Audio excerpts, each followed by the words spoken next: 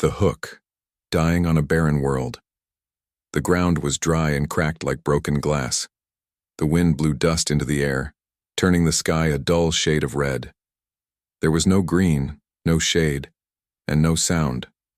Only the quiet, painful breath of a dying world. She dragged herself across the sand, one hand in front of the other, her claws dull and bleeding. Her name was Illyra, a young warrior of the Zilari people. Once proud, once powerful, now almost gone. Her mouth was dry, her tongue stuck to her teeth. Every time she blinked, it felt like her eyes were scraping against sand. The sun above her had no mercy. It had burned her skin, cracked her lips, and drained her body of strength. She had not had water in 3 days. Behind her, the bodies of her family and tribe lay still, half covered by sand.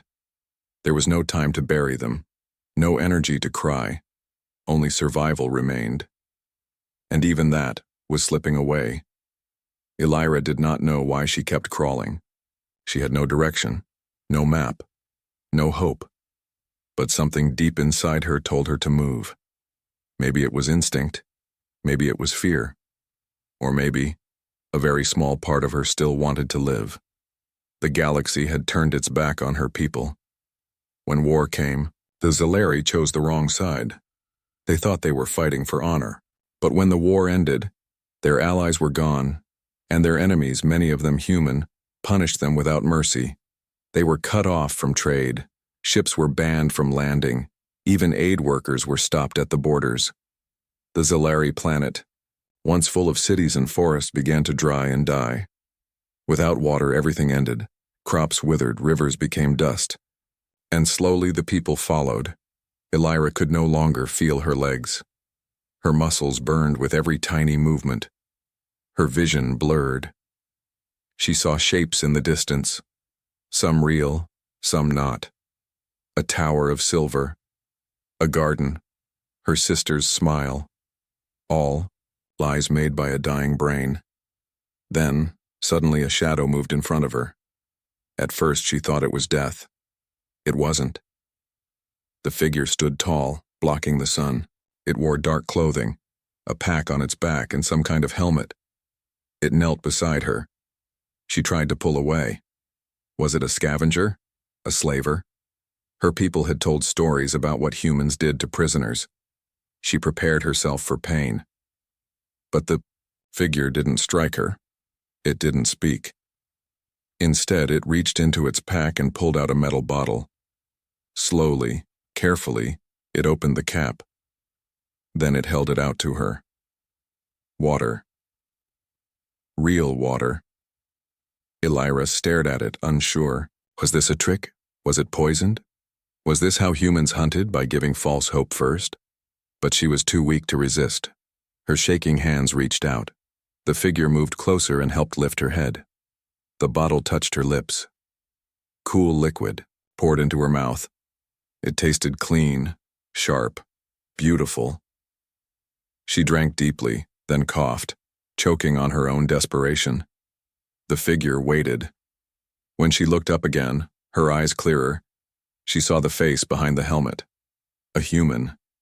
Young, with tired, blue eyes and skin burned by the same sun that had almost killed her. He looked at her like she was not an enemy, not an alien, not a monster, but someone who mattered. Illyra felt something strange. Tears. Her body had no water to spare, but still, they came. Hot, bitter drops down her cheeks. She was too tired to stop them.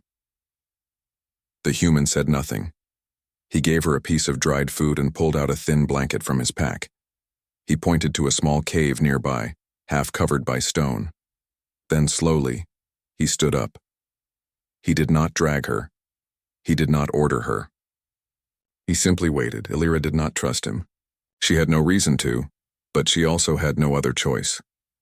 Her hands pressed into the dirt again. She crawled, step by step, breath by breath. The cave was small, but cool. There was shade, and even a tiny pool of water at the back, hidden under rock. He had found it. He had brought her to it, and he had not once asked who she was or what she had done. Elira collapsed inside, her head spinning. The human sat near the entrance watching the sky, guarding. Not her prisoner, her protector. She didn't understand. Not yet. Why would a human, known to her people as conquerors, soldiers, and killers, offer kindness?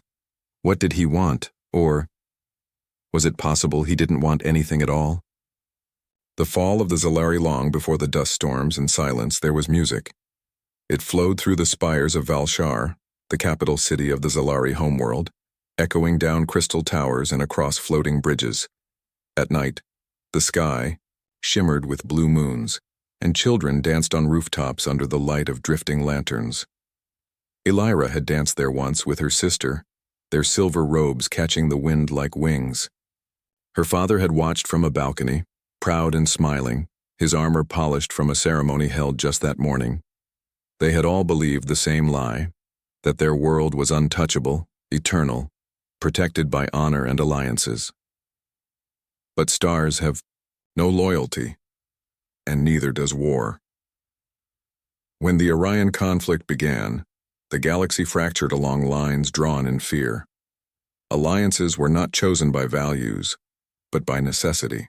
The Zalari, bound by old treaties, sided with the coalition of sovereign worlds, against the Terran Accord, against Earth and its colonies. They believed it was the wise choice. The Terrans were outnumbered, distant, still rebuilding from their own internal collapse. No one expected humanity to win, but humans are strange creatures. They fight hardest when they have nothing left to lose. The war lasted only 18 months, but it changed everything. The Terran Accord unleashed weapons the Zalari had never seen. Small, efficient, brutal. They used AI swarms that jammed fleets and drones that fought in silence. But worse than their machines was their strategy. They never fought for victory. They fought to outlast, to make others bleed first and recover later. It was not elegant, it was not noble, but it worked. When the final battles were over, the Terran Accord stood unbeaten. Their enemies surrendered one by one, begging for peace. The Zalari were last. They refused to kneel. They had lost a third of their fleet, their supply lines were broken, but they still held pride. That pride was their curse, and the price for it was exile, no more trade, no more allies. Their name was blacklisted from all neutral ports. Emergency aid was blocked by embargoes. The Zalari became ghosts in the galactic system, forgotten, punished, erased. Ships stopped coming, medicine ran out, crops failed, water became sacred. For a time, they tried to survive. The cities shut down outer districts to conserve power. Wells were rationed. Families moved underground, hoping to avoid the worst of the heat. But the heat didn't care. It crawled through steel and stone, drying out every living thing it touched. Plants withered. Animals collapsed mid-run. The lakes turned to beds of cracked glass. And then, people began to die. The old were first, then the sick, then the unlucky. By the time Elira's own district collapsed, 2 million had already been lost.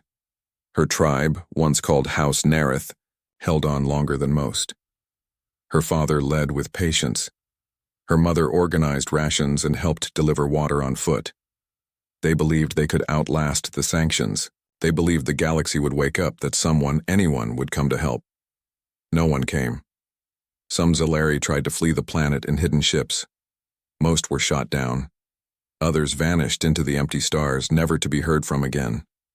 A few begged for mercy from Terran diplomats, only to be told that mercy had a price. Surrender your technology, surrender your lands, and accept rule by Terran law. Many chose death over that kind of survival. By the time Elira stood at her mother's bedside holding her hand as the last of their home's water filters failed, she no longer believed in any future. She no longer believed in the stars. The proud, shining world of her childhood was gone. All that was left was sand, heat, and the memory of music. Still, her mother's last words had not been of anger or fear. They had been quiet, almost like A lullaby. Find the shade. Trust the ground. Someone will come. Elira didn't understand them then. She only knew that her mother had stopped breathing shortly after, that her father had disappeared on a water run 2 days later, that her sister had died in her sleep, curled beside a broken filtration unit. Alone, Elira wrapped her family in silver cloth. She had no strength to bury them, no tools, no hope. She said the old words over their bodies and walked away without looking back. It wasn't bravery. It wasn't strength. It was a whisper of instinct buried deep in her bones. Move or die. The galaxy had left her people behind. Even their enemies had forgotten them. The war was over, and no one cared about the survivors. She thought there was no one left out there who remembered the Zalari. No one who would dare step onto a dead world just to help. And then, a human did. First contact. A human alone. The cave walls were cool to the touch, and for the first time in days, Elira could breathe without tasting heat in every gasp.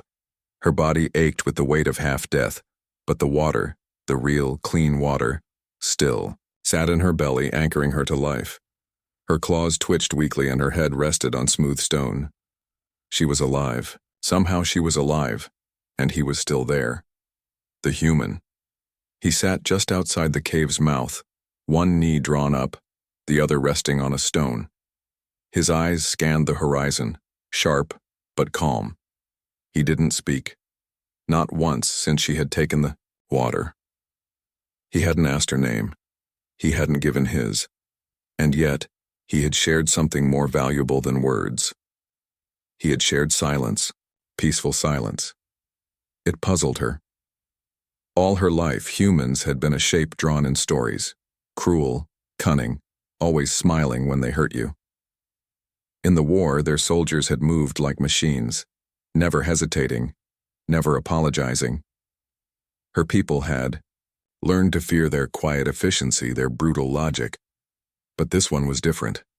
There was no armor, no rifle, no insignia or banner. Just simple cloth, a dusty pack, and boots worn thin from long travel. She didn't know his purpose. He had no transport, no beacon, no drone to guard him. He was completely alone, and that made her more afraid than if he'd arrived with weapons. Who chooses to walk into a graveyard? On the second day, when she could sit upright, he offered her a small, flat container. Inside were thin strips of preserved meat, Terran style. She had eaten Zalari field rations before, nutrient-heavy and tasteless. But this had flavor, salt, smoke, a faint sweetness. It surprised her. She did not thank him. She didn't know the word for it in his language, and something in her pride still resisted saying it in her own. But she nodded once. He nodded back. Later, he drew a small object from his pack, a tool of some kind, multi-use, worn and old. He used it to patch a hole in the roof of the cave, placing thin cloth over a crack where sunlight bled through. Then he gave her the tool. She stared at it in her hands.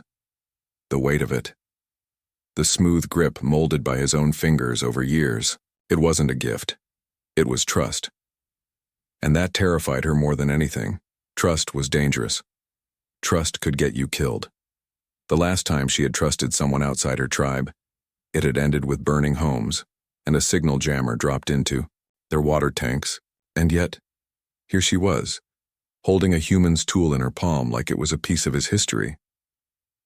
That night she dreamed of her mother again. Not the final days, but years before, sitting on a ledge above the city, pointing at stars. Her voice had said, "Even among predators, there are those who hunt only to feed.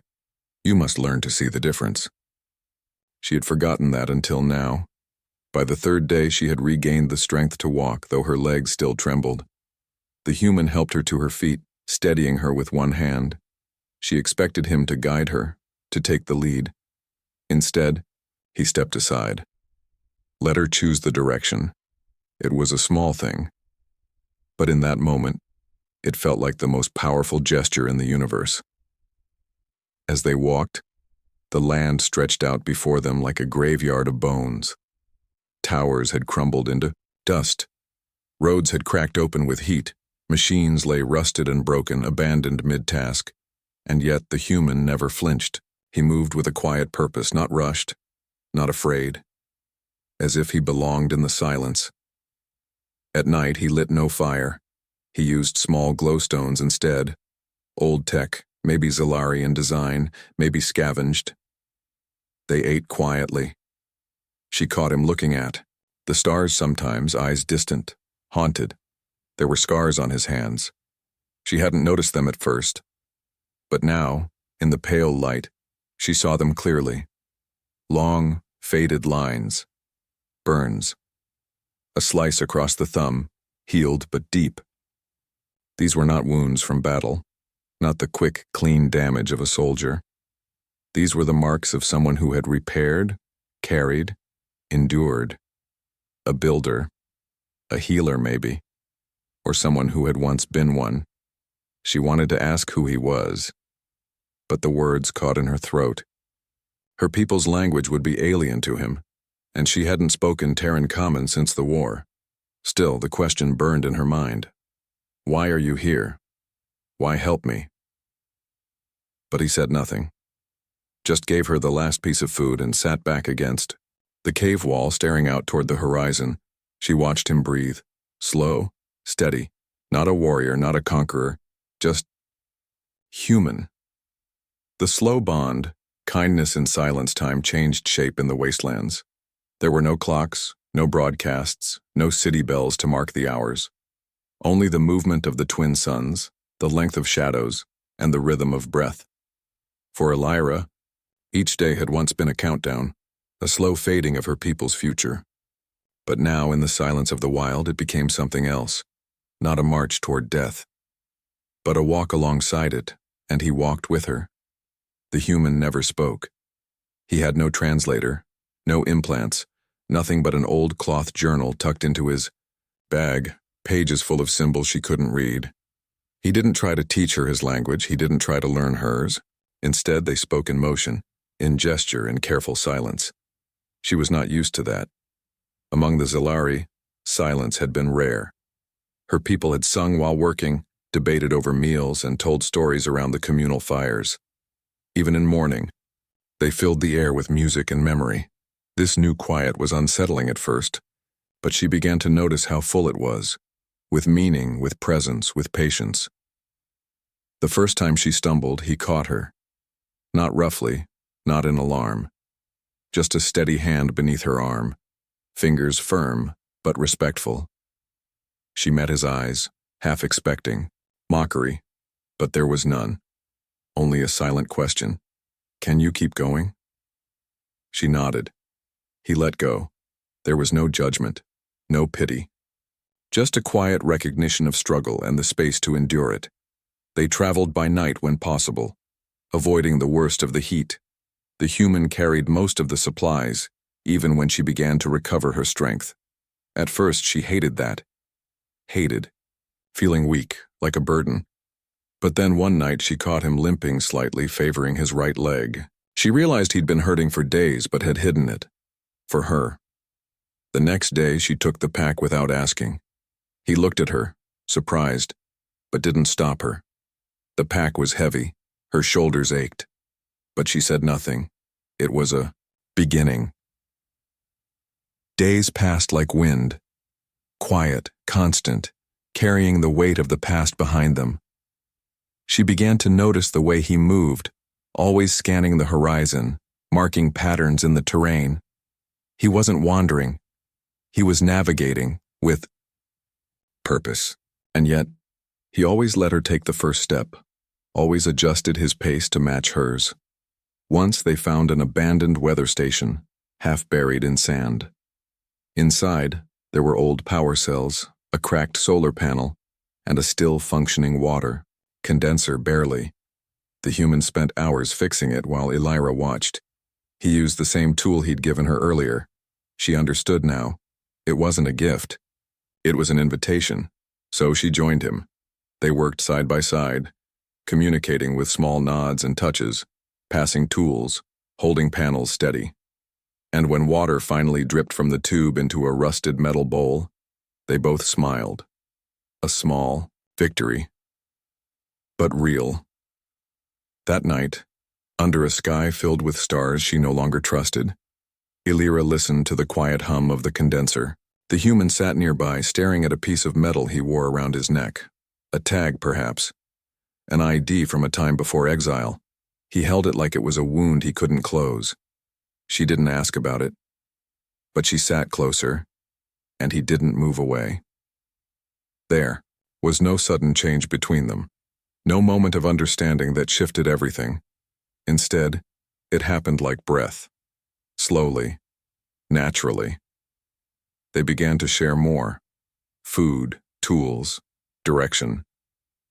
She started pointing out signs in the terrain, Solari, markings, hidden water caches, old pathways beneath collapsed structures. He listened, always listened. Once they found an injured desert beast curled near a dry spring, its leg crushed under stone. She raised her blade to end its suffering. He stopped her. Instead, he set the pack down and began to dig. He cleared, the stone gently wincing with every movement, and pulled the creature free. Then he used his scarf to bind its leg. The beast licked his hand, and when they walked away it followed behind them for half a day before vanishing into the sand. She didn't understand it. Kindness without gain, mercy without reason. Among the Zalari, those were virtues of the old stories, of priests and poets. Not soldiers, not survivors. But this human carried those old virtues like scars. Quiet, unspoken, woven into the way he treated the world. By the end of the week, she no longer thought of him as the human. She thought of him as him, still nameless. Still a stranger, but no longer unknown. Revelation, why he was there. The truth did not arrive all at once. It came in pieces, quiet, broken, like glass scattered in sand. On the 8th day, they found shelter in the remains of a Terran outpost. It was little more than a communications relay, now half swallowed by a dune. Metal skeletons jutted from the earth like bones, antennae bent inward as if ashamed. The doors had long since fallen, and dust coated every surface like snow from a dead sky. Inside, the human walked with strange familiarity. He didn't hesitate, didn't stop to wonder. He moved like someone returning to a place he had once fled. Illyra watched from the entrance as he touched the wall near the main console, a gesture not of curiosity but of memory. She said nothing, just waited. Waited as he sat on the floor, pulled off his pack and removed a small sealed container. From it he drew a strip of thin fabric, blue, faded and worn from folding. It was not a flag. It was a uniform sleeve. The insignia was still visible. A red crescent, wrapped in silver wings. She recognized it, not from combat, but from old briefings during the war. Terran Humanitarian Recon Corps, field medics, engineers, technicians, the ones sent in after battles to clean up the broken pieces of both sides. He had not been a soldier. He had been a healer. And suddenly, she saw it. All the clues, the tool he had given her, the way he studied wounds and handled food, the way he never killed unless he had to. Even the scars, burns from broken generators, cuts from emergency hull repairs. Not signs of combat, signs of care. Still, the question burned in her chest. Why? Why come back to a dead world? Why risk crossing the embargo? Why help an enemy? She didn't ask aloud. Not because she couldn't, but because she had come to understand the way he spoke. Not with words, but with the things he chose to carry, the way he moved through ruins, the grief behind his eyes. That night, while she repaired a cracked water pouch, he reached into his journal and pulled out something folded carefully between the pages. A photograph. Worn, torn at the corners. The image was grainy but clear enough to see a group of people in desert gear standing beside a dropship. Some smiled, some looked exhausted. All wore the same uniform, the red crescent and silver wings. He pointed to one of them. A younger version of himself. Then he flipped the photo over. A name scrawled in faded ink. Operation Dawnward, Solari Relief Zone 7. A date. It was from the final months of the war, a time when the Terran Accord had already claimed victory, when cleanup teams were sent in to patch the bleeding remains of enemy worlds. Elira stared at the photo. He had been here before, and something had happened. She looked up, and his eyes met hers. They didn't ask for pity. They asked for understanding. Slowly, carefully, he raised his hand and traced an invisible line across his chest.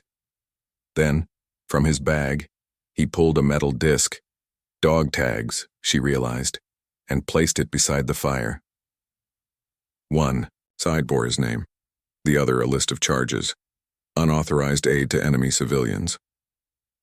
Violation of combat neutrality. Discharged without honor. She blinked. Not in disbelief, but in recognition. He had broken Terran law to save her people, and they had punished him for it. Suddenly, the mystery of him, the quiet, the scars, the silence, made sense. He hadn't wandered into her world by accident. He wasn't lost. He had come back, on purpose, to find what had been left behind, to help whoever was left.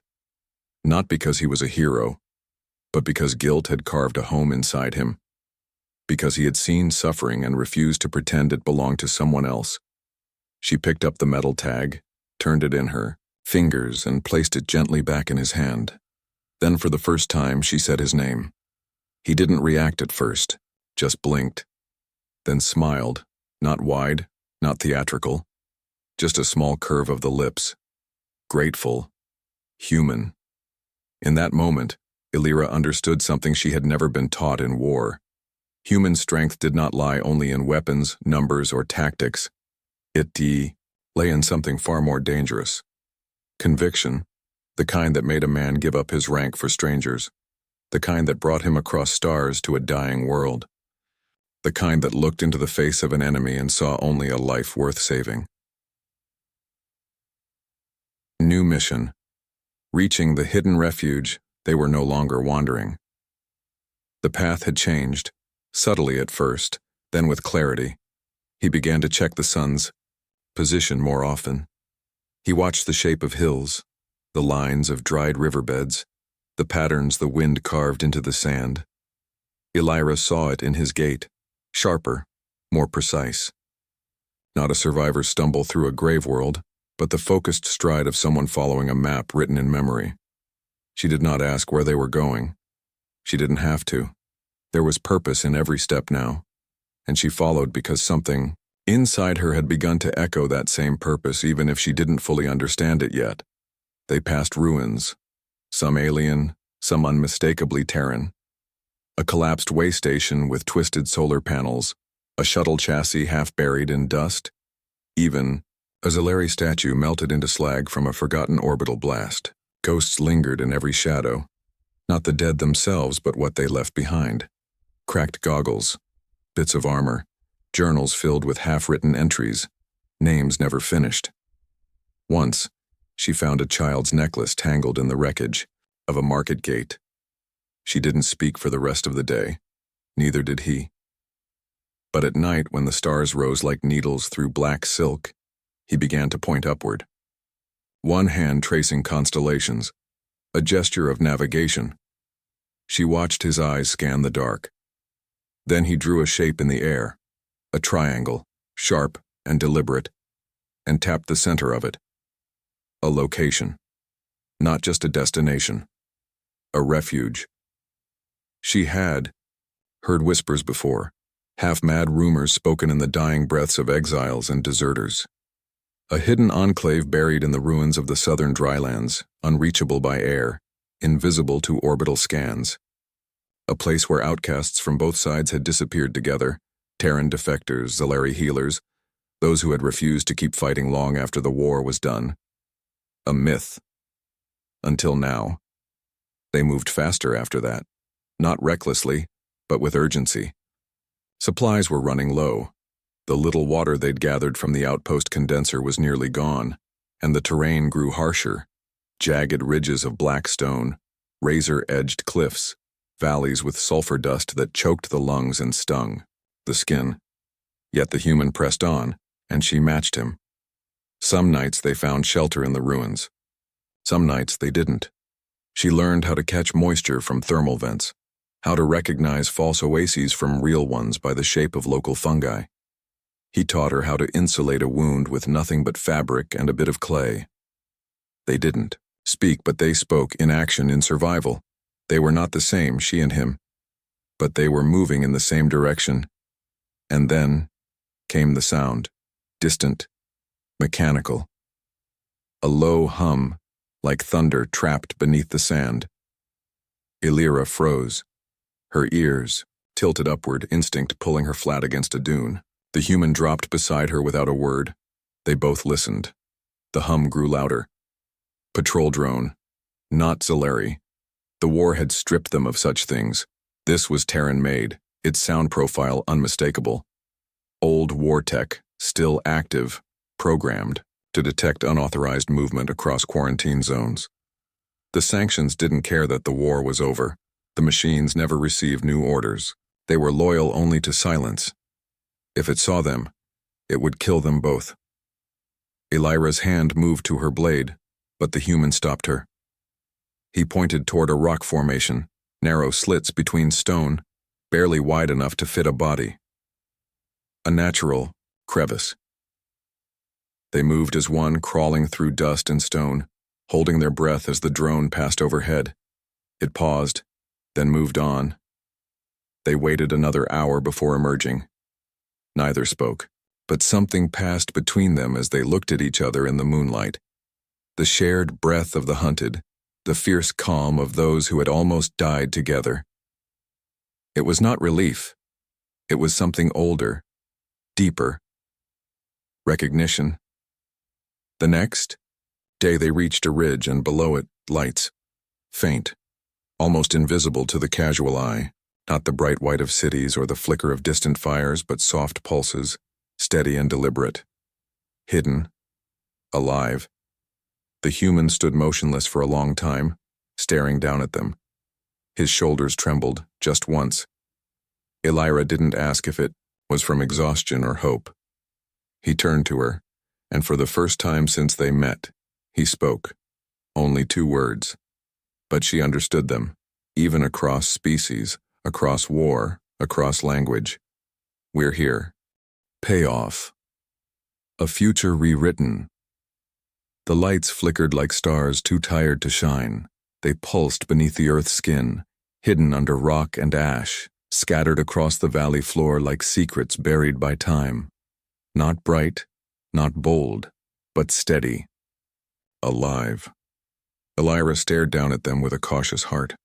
She had seen light before. Missiles streaking through the atmosphere, cities burning behind force fields, ships flaring in orbital descent.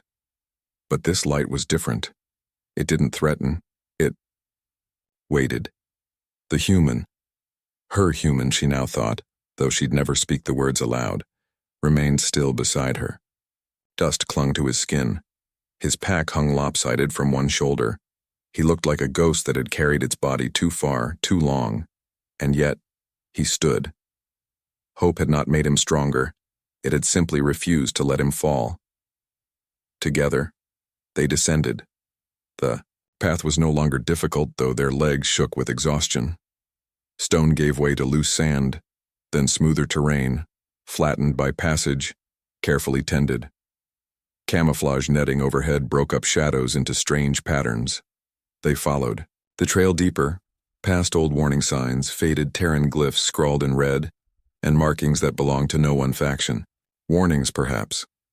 Or invitations. Then the door appeared. Not mechanical, not grand.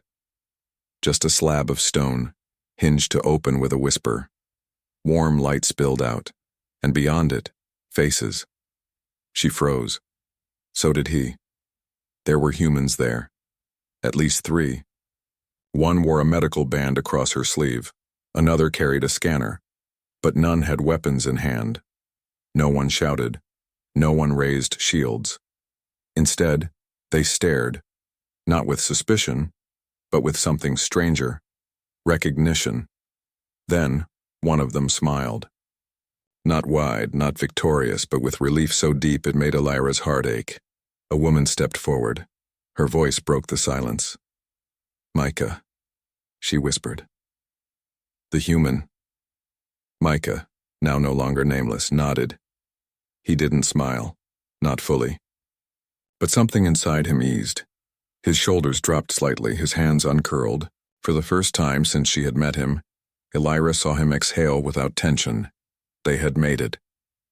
He turned to her then, gestured gently for her to follow. She hesitated at the threshold, not from fear, but from disbelief. All her life, her people, had been told the war would end one way, in silence, in death, or in surrender. This place, this quiet haven where no one raised weapons, where humans and exiles stood side by side, was something she had never believed could exist. But now, she had walked into it and still breathed. Inside, the light was soft, diffused by biofabric panels along the walls. There were clean beds, food supplies. Old solar tech kept barely alive. A few children, Zalari and human, peeked from behind doorways. Their wide, curious eyes held no hatred, only wonder. She nearly collapsed from it. A woman approached, Terran, by blood, with age-lined hands and gentle eyes. She offered water and a shawl. Elira took both, her fingers shaking. The woman didn't ask her name, didn't ask where she came from. She simply said, "You're safe." That was when Elira cried, truly cried, not from pain, not from grief, but from something she had forgotten how to name. Safety. Micah stood at the edge of the room, his back resting against a support beam. He looked smaller now, not weaker, just real. A man no longer carrying the weight of guilt alone. Others came to greet him, embrace him, speak softly in his ear. He responded in kind, but his eyes drifted often back to her, as if to say, "You're still part of this. You're not just someone I saved. You're someone who walked beside me." Days passed. She stayed. Not because she was trapped, but because for the first time in her life, she chose to stay. She began helping, repairing filters, organizing supplies, even teaching a few of the human children how to read old Zalari glyphs. At first, it felt like borrowing a life not hers. But slowly, day by day, it became real, familiar. One night, Micah found her near the edge of the enclave, watching the stars alone. She didn't look at him, but she spoke. "Why did you come back?"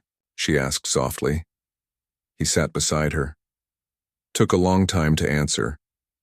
Finally, he said, "Because I was wrong to leave, and because not everyone who falls deserves to be forgotten." She turned her eyes to the stars, burning cold above them. "No," she whispered. "They don't." The galaxy did not change overnight. Empires still argued, ships still carried weapons, borders still bled. But on a forgotten world, buried beneath the sand, something stubborn remained.